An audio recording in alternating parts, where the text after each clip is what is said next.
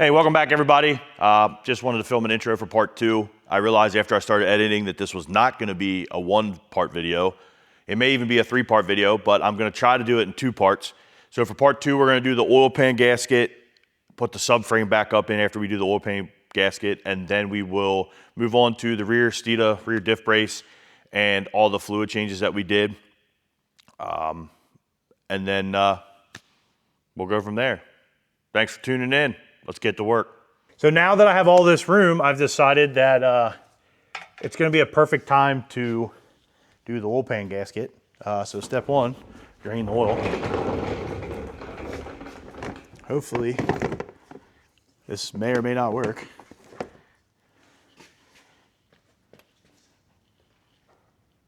Oh my.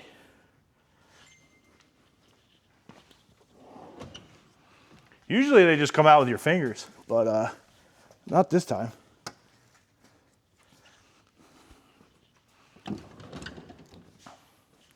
Yeah, this may or may not work. It's cold, so I don't think it's gonna come out. Yeah, perfect. Like I've done this before. So obviously we'll drain the oil. While the oil is draining, I'll show you what I mean about the new drain plugs, as my cameraman follows me over here to the workbench. So, old drain plug, new drain plug. Longer, I don't really know if there's any thought behind that. Maybe more threads pulled in, but you can see 1 big O-ring, 2 little O-rings. These are common to leak. People never replace them. They're not one-time use parts, but it's something maybe every couple of changes you should change. It's an O-ring, gets hot, cold, hot, cold. Even factory drain plugs like the metal pans and stuff, you're supposed to change them every so often. They got rubbers in them, they leak. Very common problem. So Ford came out with the updated one. It's shaped a little different. Has 2 O-rings. So while we're doing the oil pan gasket and get rid of that oil leak, we're gonna put the updated one in it, which I completely forgot about until last night. So I had to run to my local parts store to get that, local Ford dealer, parts store.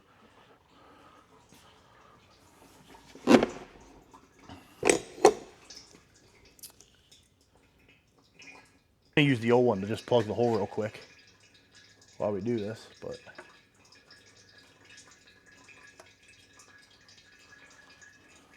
All right, for the time being, we'll move this out of the way. So it looks like there is 1, 2, 3, 4, 5, 6, 7, 8, 9, 10, 11, 12, 13, 14, just 10 millimeters. So little battery impact swivel socket will be your savior on that one.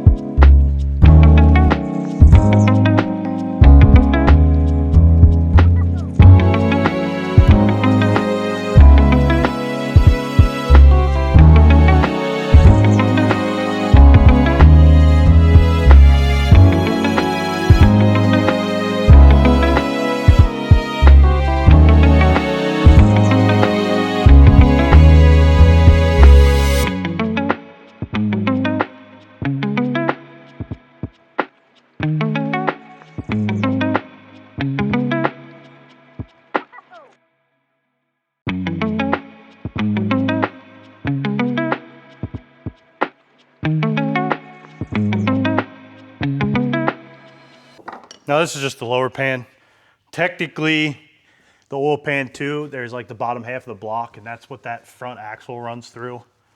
Over here, runs through the upper part of the oil pan. So this is just like a little, I don't know, they call it an oil pan, but it's kind of just like it's the lower pan. It's not really, because obviously most people think oil pans are deep because they hold oil. I mean, this ain't deep, it ain't holding oil. So what happens is these gaskets over time just get hot and cold. I don't remember the exact mileage on this. It's a 20. I don't remember the exact mileage. I didn't look. I forget. They just get hot, cold, hot, cold, hot, cold. Rubber turns a little hard. So you put the new one in it and clean everything up and then put her back together. You will use This doesn't use RTV for the entire gasket, but there is some points, like when you're putting engines together, you'll have 3 surfaces come together. So you might have, I don't know, where a timing cover and a cylinder head and the block meet. You put a little dab of RTV because of the crease, even though there's a rubber gasket there. So clean that up.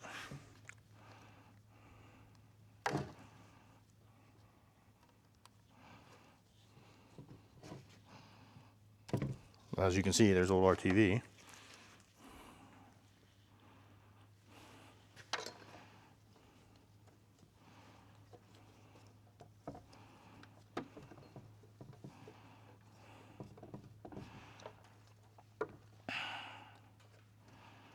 Just kind of getting this back together. Now, I didn't clean, I cleaned up the edge a little bit. The oil can stay inside because obviously oil is going to go back in it.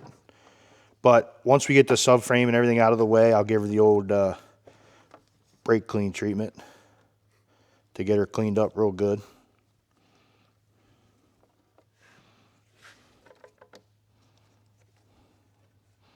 This just puts us into place. Everything lines up. I mean, it's molded for the pan, so it kind of only goes one way. You can't really, just make sure it's fully pressed in. And then when you put the pan back on, obviously it pushes it flat against the bottom of the engine.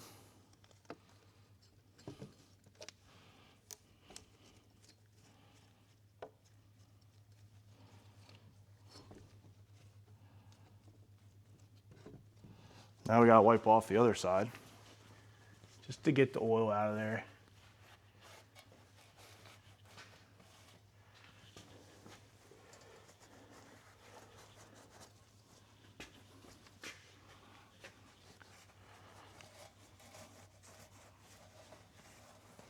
And as you can see, so like right up here, it's kind of hard, there's RTV already here.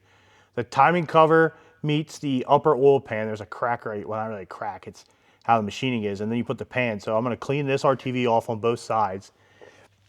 And then we'll have to put more RTV back on.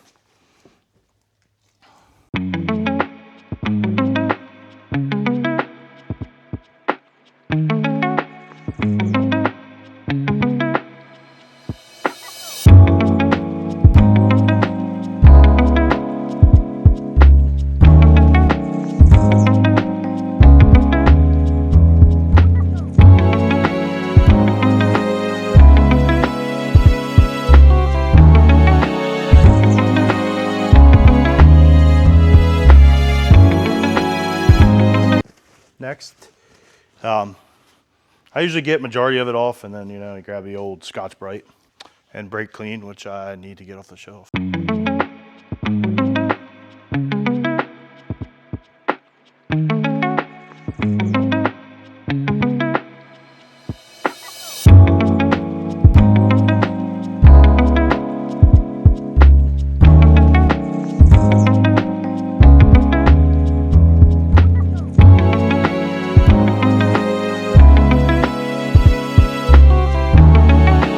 So you can see upper oil pan meets front cover, timing cover, and we're gonna have the lower. So right here at this seam, there's like a little bit of a crack. It's not really a crack, it's just where the 3 panels meet on both sides. Oh, sorry. As I take out my cameraman, we're gonna put the old bead of the old silicone on her. You don't need too much, just a little bump.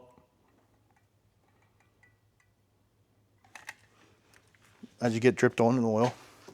That's the worst part about this job.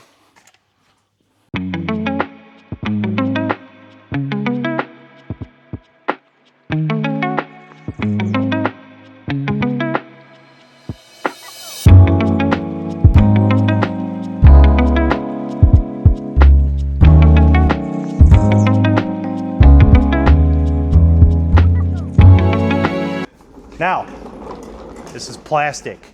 Alternate like a wheel, start pattern slowly. Don't run one home and then go the complete opposite side, run one home. It's plastic. You're gonna crack it. So take it easy. I'll just let you have some.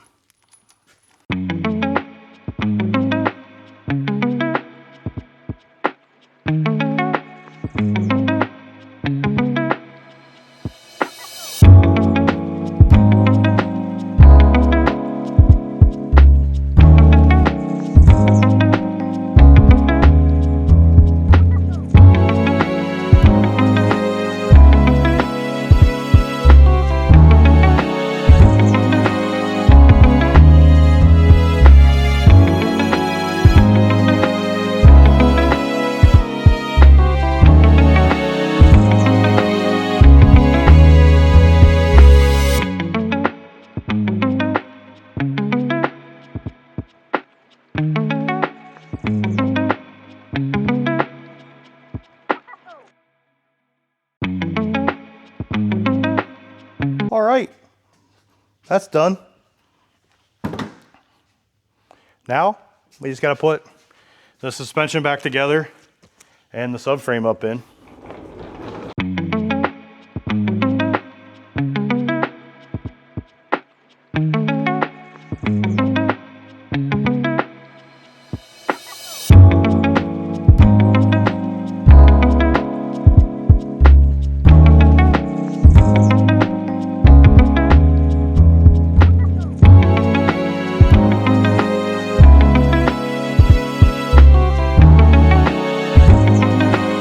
Now, when you're putting these bolts in, don't run the first one home immediately. Make sure they're all started.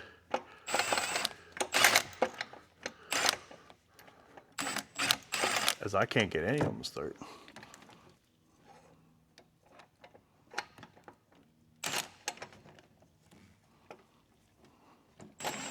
There we go. Make sure they're all started that way, because you run one home and then you're going to be really angry when you get to the fourth one and you can't get it in. You're going to hate your life. Just a tip learned over the years.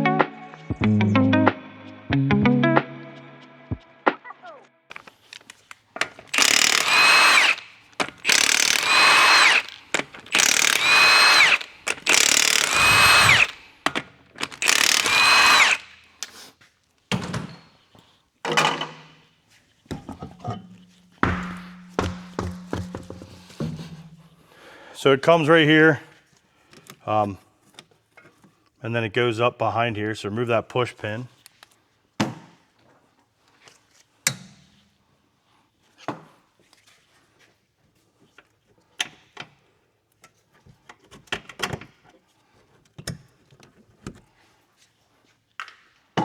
And you'll have these zip ties. All these zip ties do is they hold the two together, so they're not too important. So if you just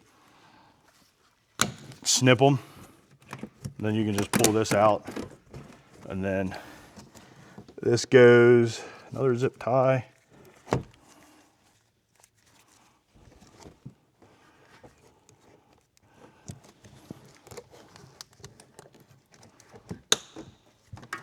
And then there's a push pin that holds the end of it into the body. You just pop that out. Oh, apparently there's another zip tie too.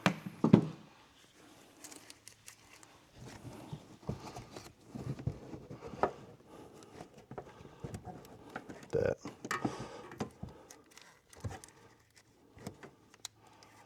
All right. So we're gonna take this push pin out too over here.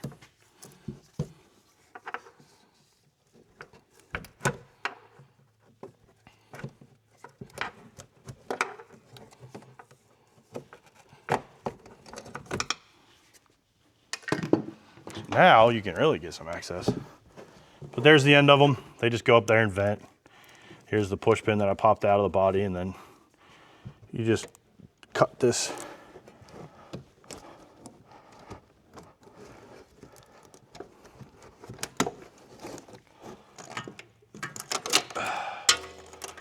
Pull this out, throw it away. And then you just put the fender liner back with the two push pins, because that other vent stays. The other vent's for the actual diff on the front passenger side.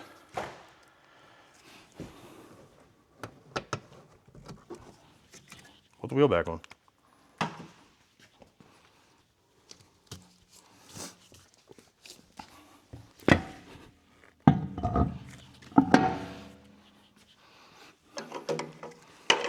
And now for the most part, the axle disconnect is done, the oil pan is done. Next step for the axle disconnect is you have to go into the computer. There's a software update for the all-wheel drive module to tell it, hey, that axle disconnect is no longer there. And then I'll do that next. But before, we have to, this customer wants front diff fluid, the transfer case, and the rear diff fluid changed, plus the diff brace. So before we lower it all the way down and do that, we'll get that done.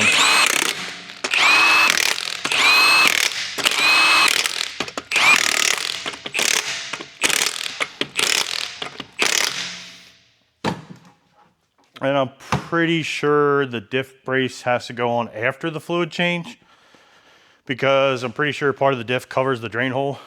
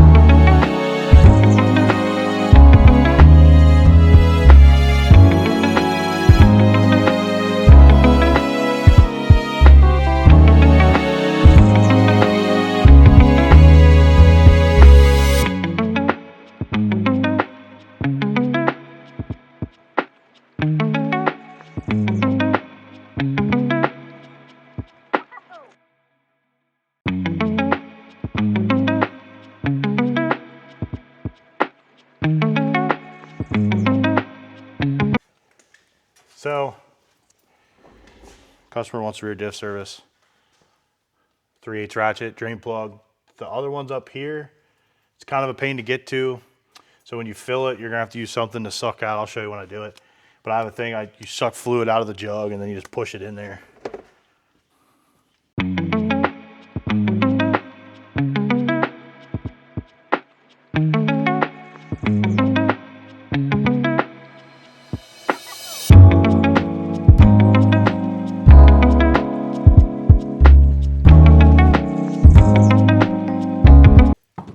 All right, we let that drain, and then I put the drain plug back in, cleaned it off. While that was happening, this is the tool I was talking about. You pull it, has a hose, sucks fluid in, and then you can shove it in the hole. I got the 4 quarts, 75, 85. I think it's like a little over 3 it takes, but obviously you need more than 3, less than 4. This process can take a little time, slowly but surely.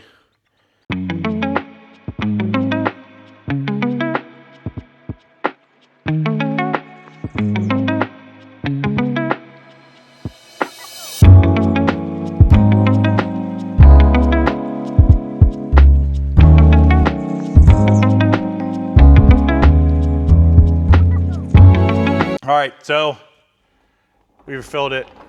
That was a lengthy process, so you saw a little bit at the beginning. The drain plug's up here. There's not much room between the subframe and the drain, or the fill plug, sorry. I tried my Icon ratchet from Harbor Freight. It was too thick. I ended up having a cheaper Husky ratchet that was thinner, and I was able to get that plug in there and got it most of the way out. And then so I didn't get my ratchet stuck, I pulled that out, grabbed it with a pair of pliers, and turned it the rest of the way. We got the diff filled up. Apparently I was wrong. It only took just shy of 3 quarts. So I have some fluid left. I'm gonna double check that on the computer because I'm pretty sure when I looked it up at work, I don't know why Ford does it, but they do everything in pints now. So I'm pretty sure when I converted it, it said like 3 point something quarts, but I don't remember the exact number of pints. So we're gonna look that up here in a second. But the reason I did that first is because the customer has a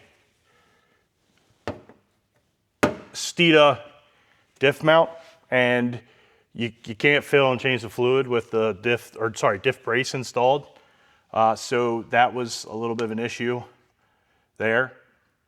To start, what you do is they tell you is you take these 4 bolts out, E-Torx, looks like E-Torx Plus kinda, but E-Torx, and then they said with a 13mm wrench, you can get these, you loosen these up about as far as you can get them and get your wrench out, and then the brace kind of like slides up in.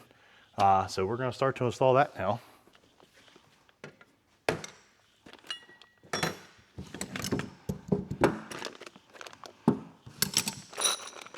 Guess I should have opened this first.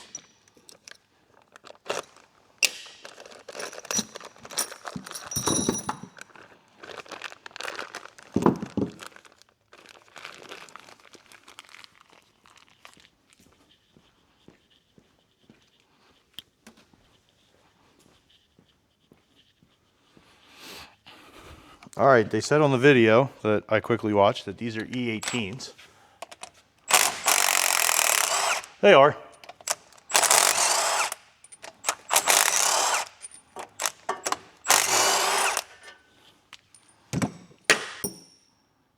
Hold on here.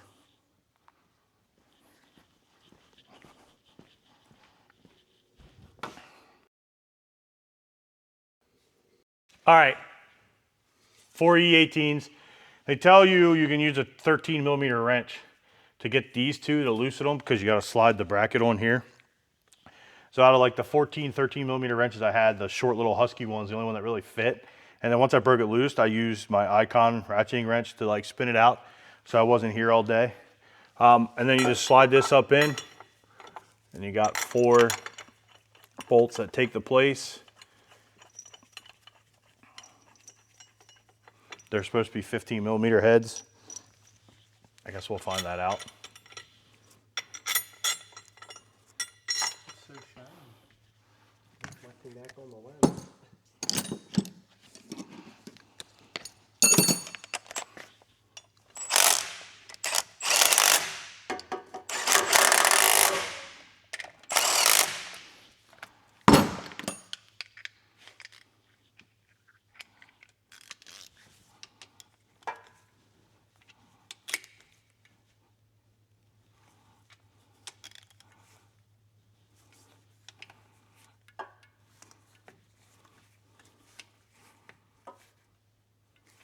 And then I guess somehow you got to get in here and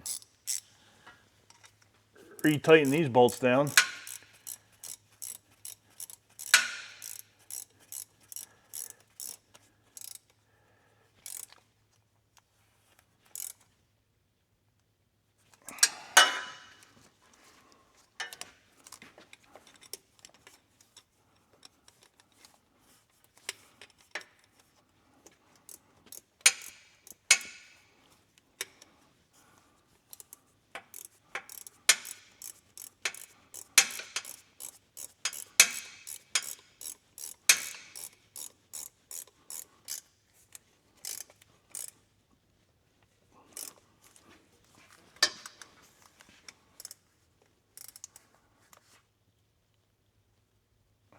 All right, now we're gonna cut here for a little bit because I want to, before I put this next piece on, because it pretty much goes like this.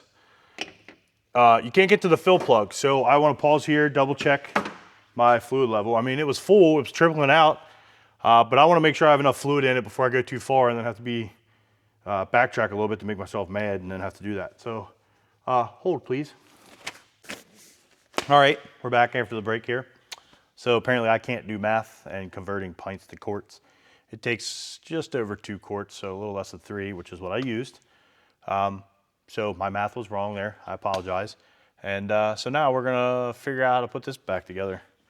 So I'm assuming these go like Upside down. which flat side?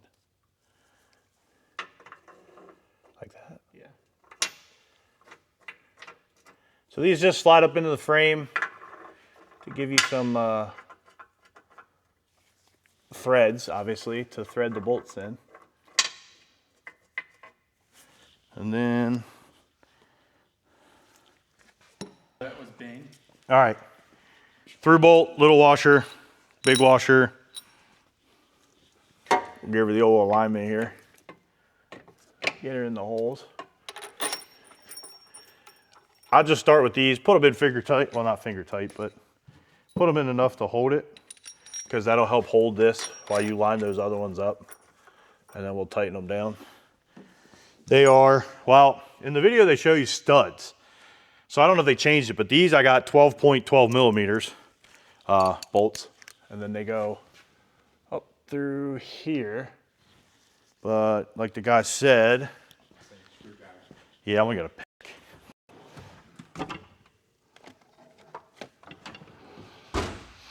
Get a long pick, straight, prison shank, so you can move those pieces to get them to line up. Don't put much pressure on them because you'll kind of push the piece like I just did. Oh no. Oh yeah. Well, that one disappeared.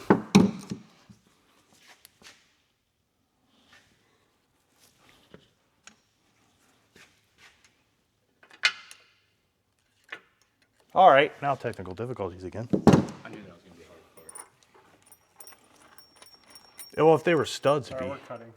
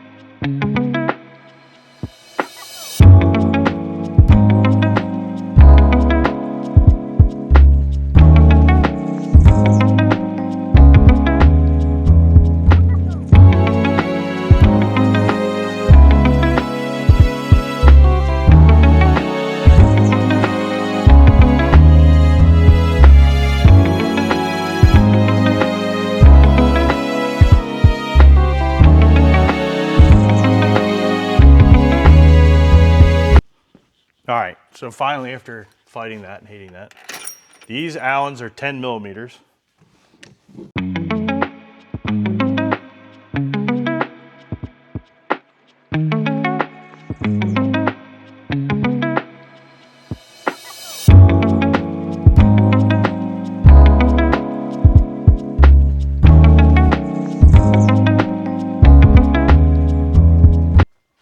Next, we're gonna move over here to the old transfer case flush.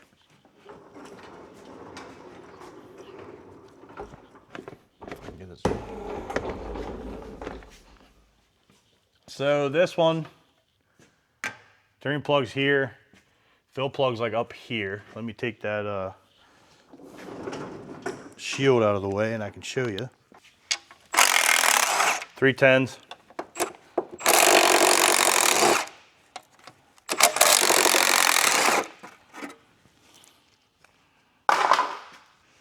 But what I'm gonna do here is the drain plug's directly above this and that'll just fill up.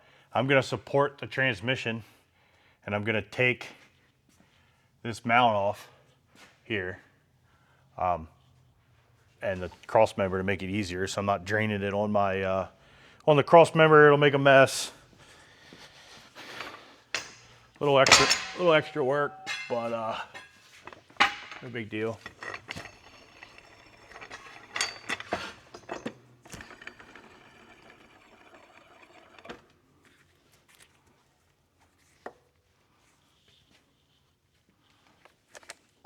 So you got 15s, 3 of them.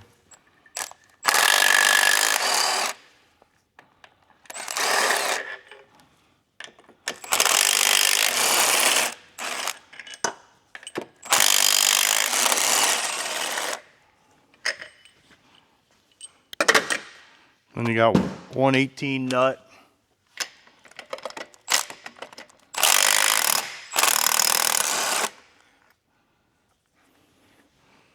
And then these should be 18s, if I remember.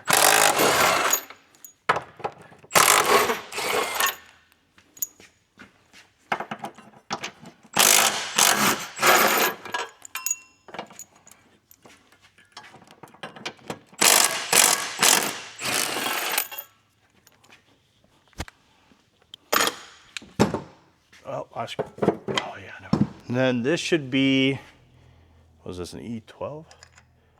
Yeah, E12. You take the stud out, it makes getting the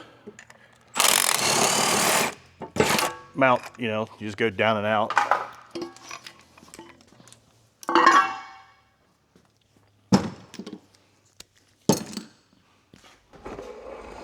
Then we give her the old drain. Now this, for a long time, I don't know exactly how long, Ford has used. It's just your regular LV transmission fluid that goes in these things. Doesn't look too bad. A little brown. But that'll drain a lot faster because it's more liquid than like gear oil. And then filling it'll be easier because you just squeeze it in the fill hole.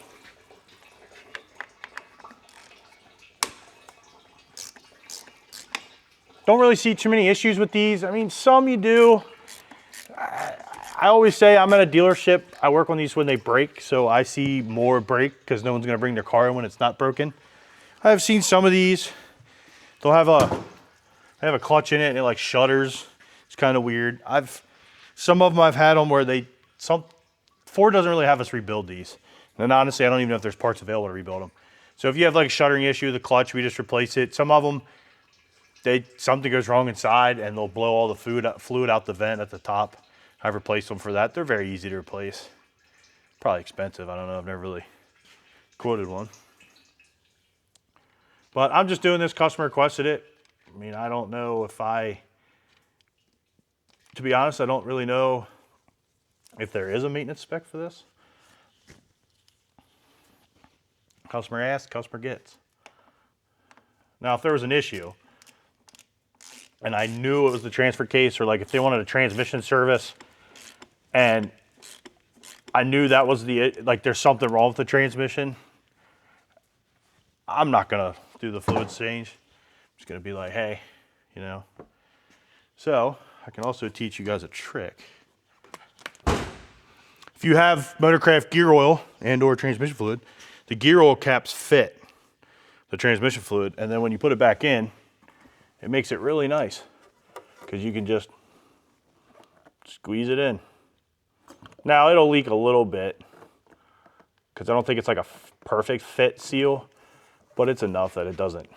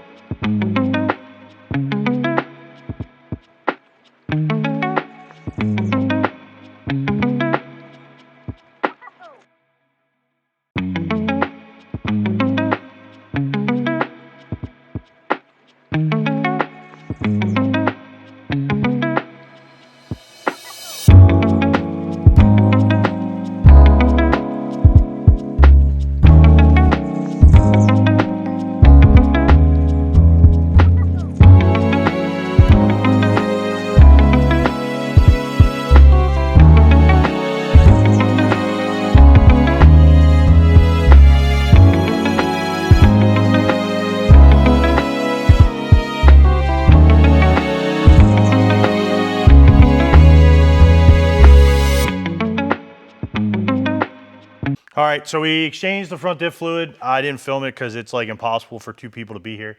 Drain plug on the bottom, T55 or 50? 50. T50, that was really tight for some odd reason. I don't know why.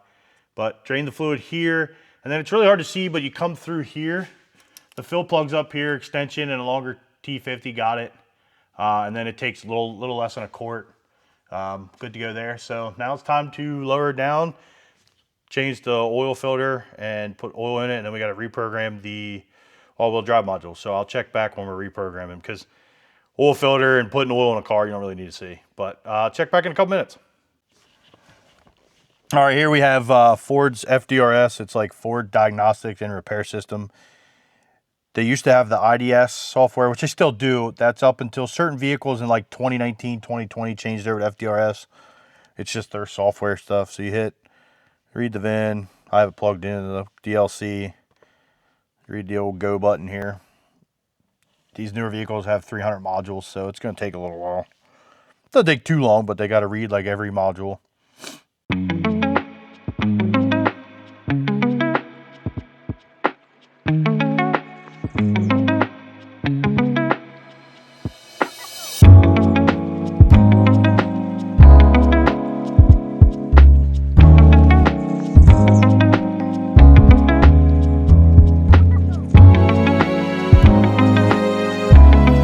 Toolbox, and then there's these, at least with FDRS they have it easy.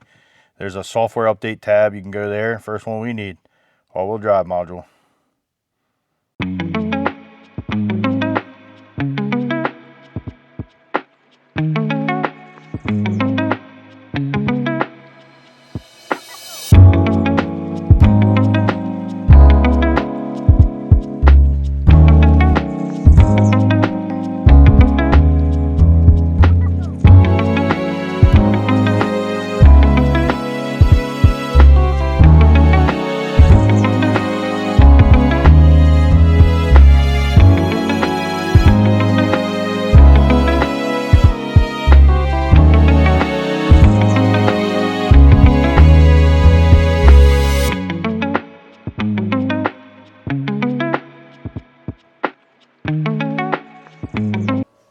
And then after you program something, you always want to do clear codes.